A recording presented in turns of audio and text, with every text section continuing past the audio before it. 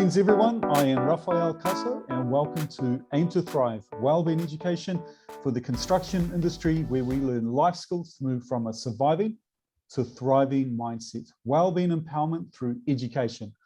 Financial well-being seems to be best described as the measure of how comfortably a person can meet their current financial commitments and continue to do so in the future. Financial well-being encompasses an understanding of how money works and how to manage it. Nearly half of New Zealand's workforce is anxious, stressed, and concerned about their finances. When people are stressed about money, they are more likely to report health concerns, exhibit irritability, anger, and fatigue, and develop unhealthy coping mechanisms like smoking, drinking, drug abuse, and overeating. There is a strong link between financial stress, absenteeism, health issues, and reduced productivity. Today, it is my pleasure to introduce Dean Blair, a financial advisor from the Wellington-based company Foxplan. Dean will share his knowledge on how we can better manage our finances and improve our well-being. We will also discuss why employers should consider including financial well-being programs for their team. Dean, welcome to Aim to Thrive. Thank you. It's a pleasure to be here. Fantastic, Dean. Dean, please share a little bit about yourself and how you came about to being a financial wellbeing advisor. Sure. So, start at the beginning. I grew up in a little country town in the South Island, moved to Wellington about 1987. I'm a father of four, so 2 adult children and 2 still dependent children that I share 50% of the time with. So yeah, my journey to becoming a financial advisor, financial planner was probably a little bit unusual to most people. I had a very successful automotive career, but was interested in the financial advisory industry and what was available. And I was a client of Foxplan all those years ago. So I really I've become to understand the importance of financial planning and how positive it can be in your life. So I was invited to join the organisation, which I was a bit apprehensive of at age 43, which is pretty late in life. But I've been through some things in life that meant that it really made sense to me. But the catalyst was actually my parents. They're still down in Darfield where I grew up and had their own business, but they left it quite late in life to really sort of plan their retirement. And when they did actually get some advice, it was that cliche thing, that when something's too good to be true, it probably is. Yeah. So they invested their life savings with somebody, but it turned out that it was all in Bridgecorp. And people listening to this or watching this might not remember what occurred with Bridgecorp, but everything's gone. They lost everything. Oh, no. So when Dad called me and told me that, it made me frustrated, angry, disappointed. But I wasn't just frustrated and angry at the advice they'd been given. I was really frustrated with them that they'd left it so late to plan for their retirement, to get advice, but also frustrated that when returns are too good to be true, just because someone's telling you what a return could be, you should actually do your due diligence. So my mantra coming in, that was the catalyst to me becoming a financial advisor. And my mantra has always been to treat people how my parents should have been treated. Yeah. So just be open with them. If they've left it too late, tell them so. We just got to do our best. But the sooner we get in front of people, the better, because if we're given time, we can prepare better for the future. Yeah, sure. And I'm kind of a walking billboard of the things that can blindside us in life. I've survived something that I wasn't meant to have survived and told I wouldn't walk again. Fortunately, I did. I'm happy about that, but it taught me a valuable lesson that we shouldn't live life like it's rehearsal, because I'm lucky. I got a second chance. I am one of the lucky ones that got a second opportunity to live my life, but it really reset things for me and made me realize that, it's a journey. It's fun. It can be exciting, but we can't just ignore what's going on with our finances. We can't keep putting it off till tomorrow, because if we do that, then it's going to be too late and we'll take risks like my parents did. Yeah. Oh, fantastic. Just, Look, sorry. I was just going to ask if that answered your question. Yeah, look, perfect. Thank you so much. Thank you for sharing that with us, Dean. Dean, do you believe there's a connection between financial well-being and mental health? And if you do believe so, what do you think that connection, how does that connection work? So the research we've seen that 68% of people worry about money. 18% of them have relationship issues because of money.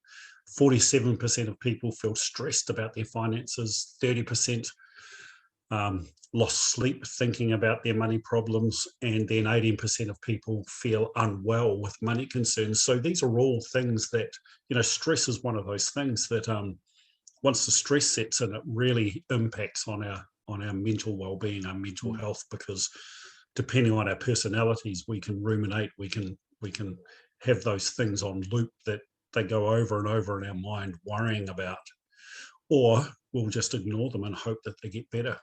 And then that compounds the impact on our mental well-being. Yeah, sure thing. Dean, why do you think so many Kiwis find themselves stressed out about their money situation? And I've been listening to a lot of YouTube and podcasts, and the Americans talk about money habits being inherited, and we inherit our poor parent, like our parents poor sometimes, not for all of us, but sometimes we inherit these habits which aren't the best with money. Do you believe this is accurate, and what are your thoughts on this?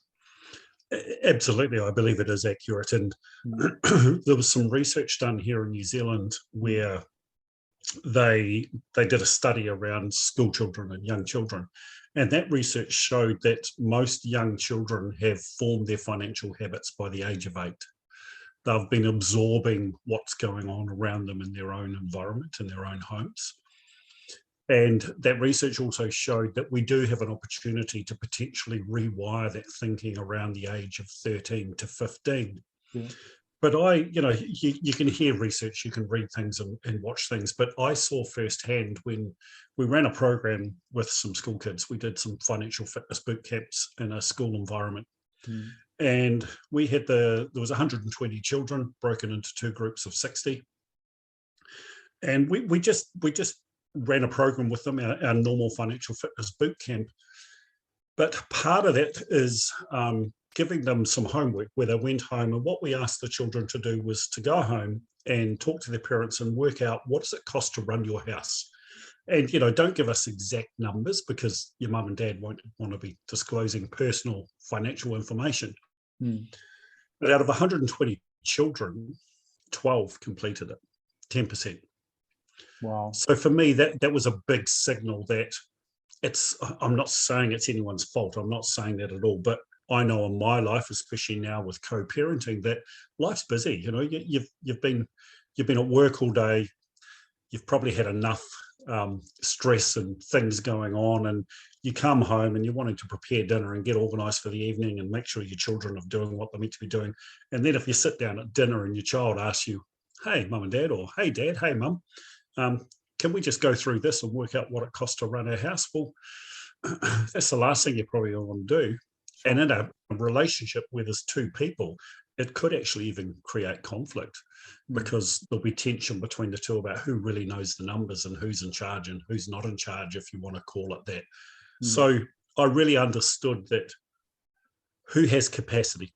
Do we, life's busy. We're in this treadmill now where do we really have time to stop, look after our own finances, let alone try and pass that knowledge onto our children? Yeah. Well, what I like hearing from what you've described is that, there are boot camps for kids at school.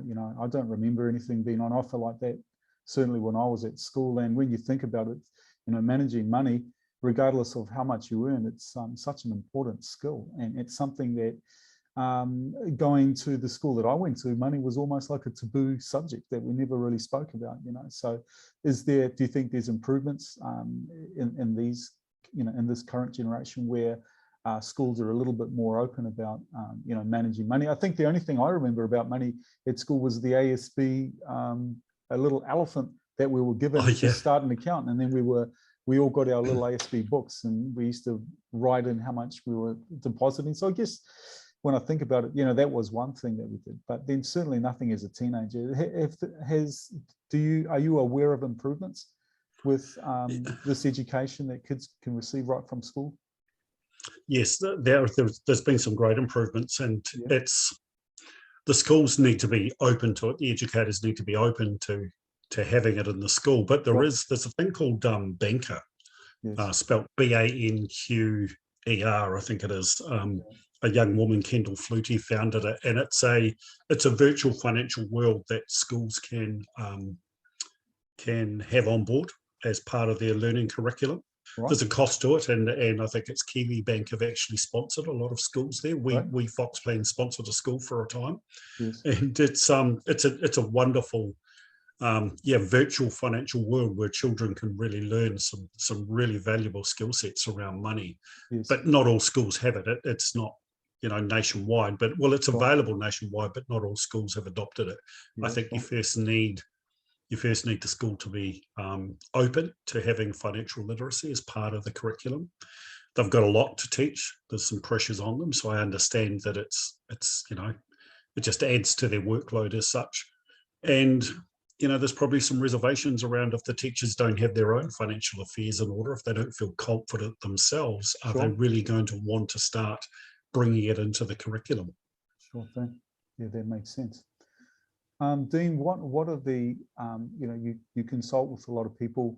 Why are people so stressed? Like over half of New Zealand's workforce, from what I've read, are stressed out about money.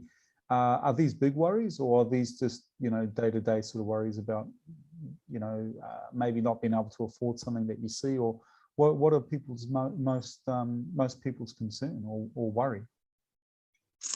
I think they vary. Yes. But if we go back to, what I got shocked and surprised by when I started doing what I'm doing in the financial services was, in the early days, or I still do, I've been into schools and organisations and companies and all sorts of environments running seminars and workshops. And one stood out to me when I went into Victoria University to their business and investment club. And that room full of young students, we were talking, we went through the program and we were asking questions. And what I got surprised by, the majority of the room didn't open their student loan statements when they came. They'll probably email now rather than mail. But, their attitude was, it's interest-free. I don't have to pay anything on it now. Why would I worry about that now? I just want to get my education, which absolutely I understand. Yes. But I think that builds on, if we've formed our financial habits by the age of 8, we're now embarking on our education and preparing for our future. Sure. And it's getting funded from a loan, a debt that we have to pay back. But if it's interest-free and there's no obligation to pay it at the moment, yes, then I think that's sort of creating this unconscious acceptance of debt. Sure. And then it's the harsh reality when they start work. They're getting taxed. They've got KiwiSaver contributions, and suddenly 10% of their income is disappearing to repay that loan. And I've seen a student loan as high as $96,000. That's a massive debt to start your life with. Yes. Then it's the access to debt. You can. We did a little survey in the house one evening, and watching television, there was, I think, in one evening there was like 40 ads, or that's probably an exaggeration. There was an immense number of ads for interest-free, buy now, pay later. So when I went into the schools, the kids know these things. They understand that you can buy something today and pay later. It's interest-free, deferred payments. So to answer your question sort of more narrowly, I think debt's been really normalized and it's been really cheap. And so, you buy a house, first home buyer now, it's $1 million mortgage is pretty normal. That's a huge amount of debt to be paying back over 30 years. Yeah. Then we've had COVID. Who knew? Who saw that coming? That we've had the disruptions of COVID with reduced work hours, no work, all sorts of things. Now we've got inflation at an all-time high, mortgage rates starting to increase and potentially double, or they have doubled. So there's all these pressures start coming on because we've made it very acceptable to buy a car, buy a TV, buy a furniture, buy a house, and we don't have to pay for any of it when we get it. Yeah, sure thing. Yeah, that's totally relatable. I understand that. I totally agree. What sort of impact does, if you're carrying this money worry with you, how does that impact our time at work and our productivity? So the studies we've seen, and predominantly offshore, there's a lot of data out there from the US and Canada, but it's those studies show that 87% of employees would like some form of financial education empowerment, and that it will consume 13% of their productive time at work. So 13% of time of an employee's time in the work environment is they're distracted by money decisions and things going on in their financial lives. So that's a big loss to productivity if you're looking at an organization with a number of people, or even a small number of people. That that 30% of their time distracted and stressed is always going to have an impact on their ability to do what they're there to do. And we know that physically on the body, those studies also showed that 29% of people suffered from severe anxiety due to high debt stress, 23% depression, 51% had muscle tension and lower back issues and tightness, 44% migraines and headaches, 27% having ulcers and digestive tract problems. So those stresses manifest into real physical health problems. And then you've got people away from work. It's just not the distraction in the workplace, it's the time they're then having off because of those health impacts. Yeah, look, absolutely. Dean, why should an employer consider providing financial wellness programs, and what do you believe to be the long-term benefits to the workers, their mental health, and the overall business culture? Wow. The short answer is it's a huge thing. It's a real positive for any organisation, but we know that, as I said, 87% of employees would like some sort of financial wellbeing assistance or empowerment, and most of them would actually like it on work time because, we have this culture now where we work a lot. We spend a lot of time at work, and it consumes a lot of our time, and we're never really unplugged. In the modern world now with emails and phones, we're quite engaged with our employment. So the other thing is, I think it does a lot for the branding or the awareness and branding of a company, especially post-COVID. I think there'll be a lot of people now walking in to a prospective employer, and they'll be interested in how that employer managed and treated their people through the disruptions of COVID. And were they concerned about how they were looked after in all aspects of their lives. Productivity will lift. I think the culture is enhanced because people feel, we like to feel cared about. We're humans. We like to think that the people that we're spending our time with during the day, or an employer, actually cares about us and shows an interest in our lives, not just the time we're there working and meant to be productive. So it'll lift productivity. I think you get longevity of staff. People become more loyal and will be prepared to stay longer. They won't just be attracted by another 50 cents or $1 or $2 an hour somewhere else. They'll actually see value in the employer they're working for. Yeah, sure thing.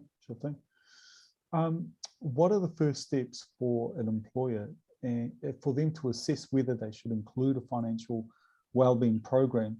And are you able to briefly break down what an effective financial wellbeing program, what it looks like? Is it one to many? Is it one-on-one? How would you sort of define a really effective program? Okay. So to answer the first part of the question is, so some employers run a survey. They'll put a bit of a survey out to their staff and gauge their interest, and we can help with that survey, some of the questions to ask. Just a toolbox meeting or a lunchtime chat, or just getting beside your people and showing an interest.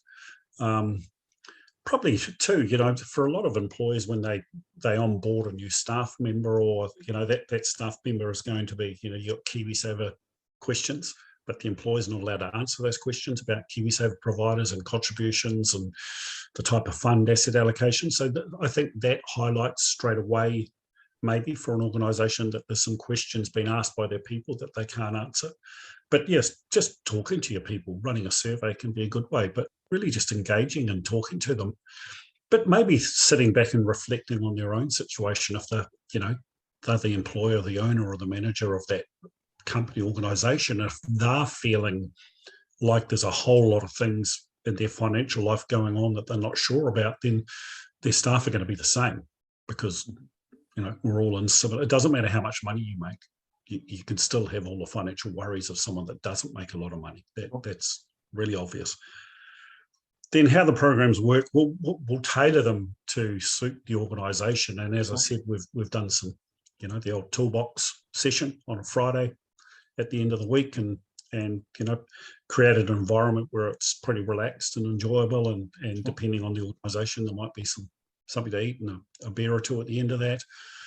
We do lunchtime sessions. We'll do them at any time of day that works with the organisation. Yes. And it's not one size fits all. They're very bespoke. So we've done, I can go in and talk to an organisation where there's a whole lot of people in the room. We can deliver some content, provide workbooks, and give people the opportunity at the end of the session to then talk to us one-on-one. Maybe not there and then, but they can make a time, because in an environment with a whole lot of people, you're not always wanting to talk about your own personal things in front of people. So they can be a one-off session, and we then offer a no obligation complimentary catch-up with each person that wants to at the end of that. We've run what I call my financial fitness boot camp, which is a set of 4 sessions, typically 45 minutes each, and we'll run through the 4 sort of key categories of financial wellbeing. I've sat at an organisation and had an office for a few days, and people book a 20-minute slot to come in and have a chat and talk about the things that are on their mind or they'd like to talk about. And then, excuse me, and then we can be available ad hoc. There might be particular time. There might be, Money Week is a theme that comes up each year. We'll tailor them to suit. Yeah, sure thing. Dean, my education that I provide to the construction industry is in the focus of where a lot of construction workers, they're unfortunately, they're in a survival mindset where they're just trying to get to the end of the day. They don't have like a lot of long-term sort of thinking, and I'm trying to support them to have more of a thriving mindset where they're a lot happier when they get up, they enjoy their work, they're more connected with the people around them, they're eating better, they're exercising, they're moving, and they see more value in their health, and in doing so, they're safer, happier, more engaged employees. What's some advice that you can give someone listening if they were to find themselves in a situation now that they were really unhappy with, it stressing them out? What's some advice that you would give them right now some basic ideas that can point them in the right direction so they're in a more thriving mindset with their finances? Sure. It's easy to say, sort of take control, but that's very easy to say. But to use you talked about nutrition and fitness and well-being. So something if you look at you're wanting to get fit or lose weight or get more active, you normally, there's a reason why you're going to do that. You've sort of made a decision, you've set a goal as such. Because if you walk in to talk to a personal trainer or someone about getting fit or preparing for an event, they're always going to start with the end in mind. So why are you here? What's the goal? What's the outcome you're looking for?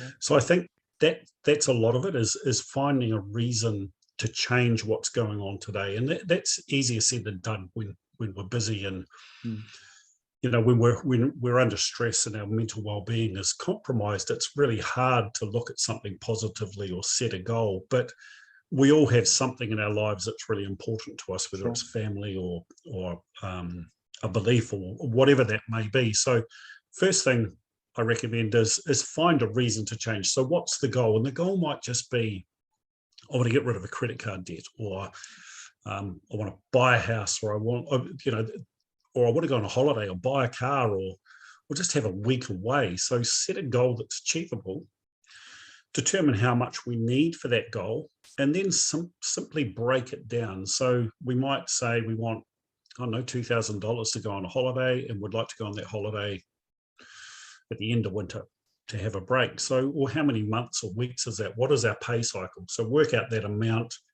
that we need, divide that by the number of weeks or months or fortnights, depending on our pay cycle. That'll identify how much we might need to save towards that each pay cycle.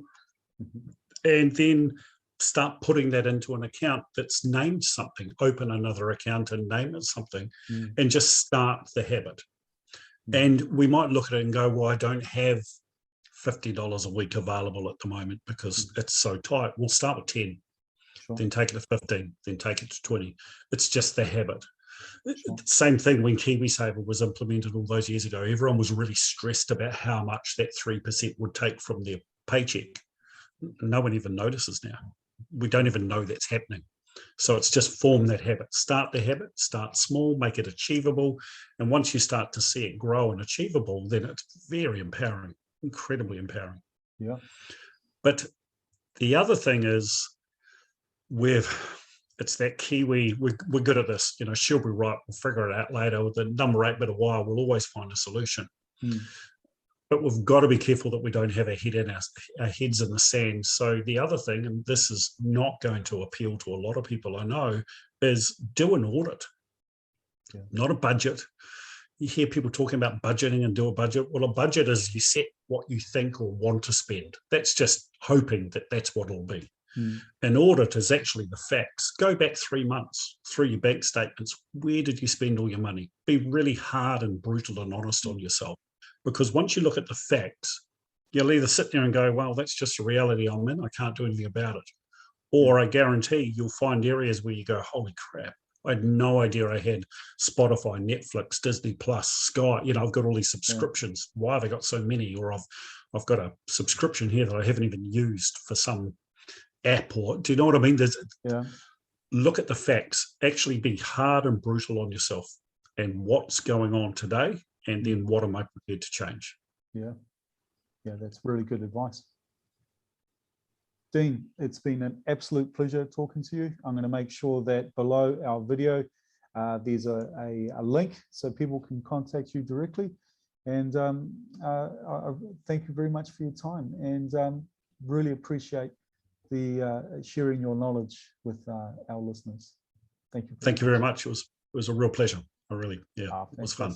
Okay, hope to keep in touch and see you soon. Okay, great stuff. See you. Thanks. See ya. Bye.